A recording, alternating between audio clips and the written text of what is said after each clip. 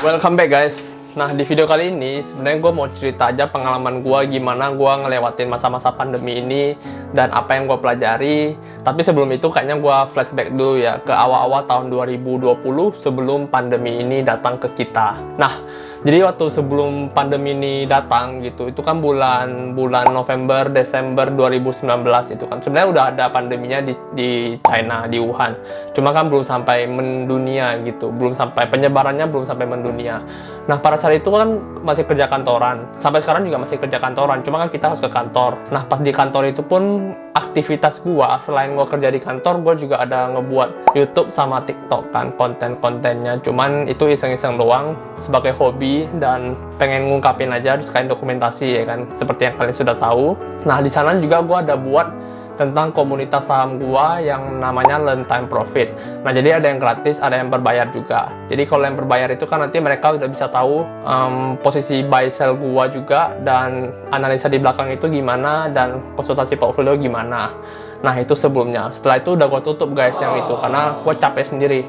Karena tiap hari gua juga harus ngurusin itu, gua juga harus kerjanya ke kantor, dan karena gua konsultan, gua tuh sering-sering pergi ke kantor, pergi ketemu klien, meeting, jadi kayak banyak banget guys, kayak padat banget kan. Jadi akhirnya gue stres sendiri untuk ngurusnya, jadi akhirnya gue matikan yang Learn Time Profit berbayar itu, jadi gue masih lanjutin yang gratis itu. Nah, pada saat pandemi datang, berarti bulan-bulan Januari, Februari gitu ya, tepatnya kalau datang ke Malaysia, itu kami udah langsung disuruh work from home. Mungkin kalian yang di Indonesia juga kayak gitu ya kan. Pas disuruh work from home, itu gue udah kayak sebenarnya sedikit senang. Bukan senang karena pandeminya, maksudnya senang karena gue bisa kerja dari rumah. Karena gue transportasi itu ke kantor tuh lumayan jauh guys, kira-kira 1 jam lebih sekarang. Jadi udah habisin banyak waktu di transportasi. Jadi gue pun di transportasi gue baca buku biasanya untuk nambah-nambah ilmu gitu kan, karena perjalanan juga panjang. Nah, pas dikasih tahu work from home tuh gue senang sedikit karena gue bisa kerja dari rumah guys akhirnya. Nah, karena kerja dari rumah, akhirnya gue langsung ngecoba tuh, langsung brainstorm ide-ide gue yang dulu tuh keluar semua. Dan akhirnya gue ngecoba bangun lagi komunitas saham, tapi gue ganti namanya bukan Learn Time Profit, jadi gue ganti ke Sahampreneur.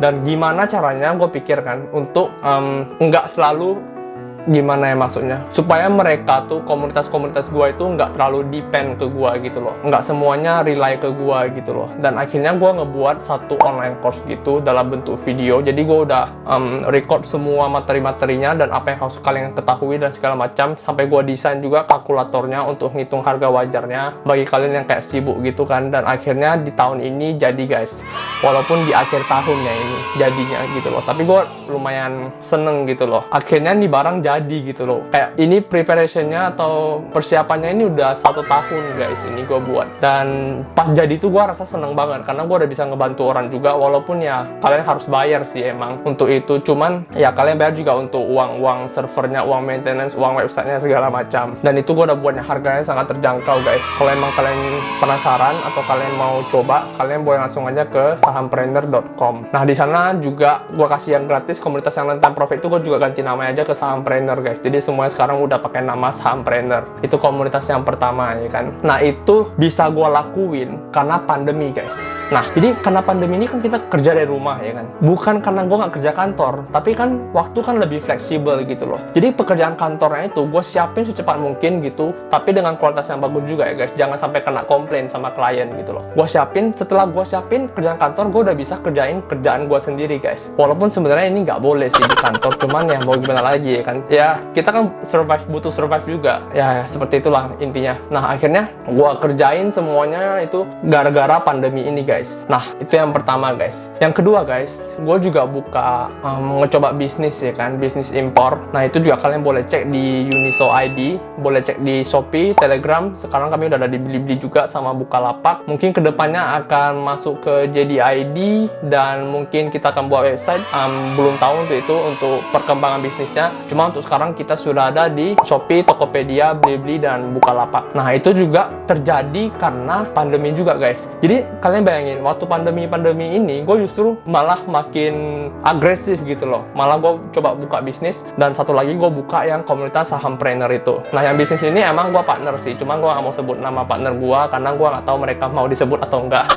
Jadi kalau misalnya kalian tahu ya cukup tahu aja gitu. Nah, itu singkat ceritanya. Dan sampai akhirnya pada saat akhir-akhir tahun itu, gue udah merasa agak lega dikit karena semuanya udah jalan gitu kan. Udah jalan tanpa harus dimonitor secara intensif gitu loh. Kayak awal-awal pembukaan bisnis itu kan emang harus dimonitor secara intensif. Cuman kalau menurut gue ya tetap balik guys. Kalau emang nggak ada pandemi ini atau kalau misalnya gue nggak kerja di rumah, gue tuh nggak akan bisa guys buat ini. Karena bangun bisnis itu butuh waktu panjang banget ya kan. Kayak butuh tenaga banyak banget. Terus kita kalau misalnya kerja ke kantor gitu, balik, apalagi kerjaan gue gitu ya, selalu lembur tiap hari. Itu balik-baliknya udah jam 10, jam 11 gitu. Habis itu lu harus makan, lu harus mandi. Tentu harus ada entertainment sendiri ya kan untuk refreshing kita diri sendiri, jangan sampai kerja terus. Nah, itu pun gue udah tidur udah 6 jam guys, tiap hari 5-6 jam kayak gitu. Makanya di sana gue bisa kena mental health. Nah, ini nanti mungkin gue ceritanya di video yang lain ya guys, untuk yang mental health ini. Di sini gue cuma mau cerita seperti itu.